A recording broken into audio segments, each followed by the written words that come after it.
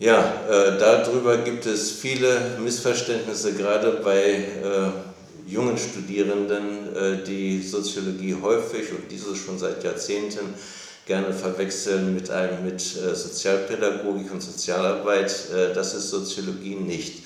Soziologie ist im Wesentlichen eine Beschäftigung mit nicht so sehr mit Menschen als mit Strukturen, und das bedeutet, dass sehr häufig eben mit Soziologie verbunden ist, dass man sich mit Symbolen beschäftigt, das heißt mit Zahlen und mit Fakten und von daher so den unmittelbaren Kontakt mit Menschen häufig gar nicht hat.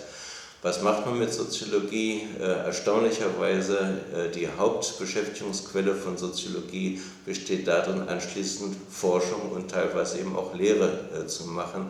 Das heißt, die meisten Soziologen machen nicht viel anderes als das, was an der Universität an Soziologie auch betrieben wird. Darüber hinaus gibt es natürlich viele Anwendungsfelder in meinem Bereich, den ich im Wesentlichen in der Ausbildung abdecke.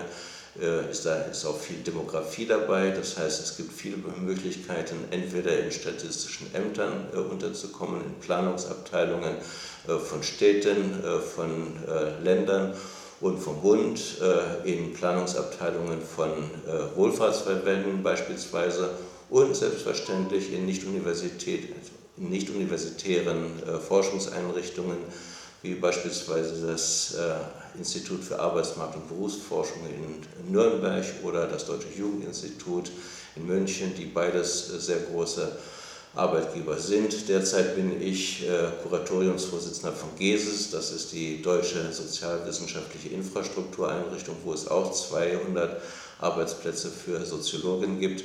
Dieses sind Arbeitsplätze, die mir zunächst mal am nächsten sind, aber ich weiß natürlich, dass es auch andere Arbeitsplätze gibt, die in einen völlig anderen Bezug haben, aber dieses ist nicht so sehr Teil des Ausbildungsbereichs, den ich hier betreibe.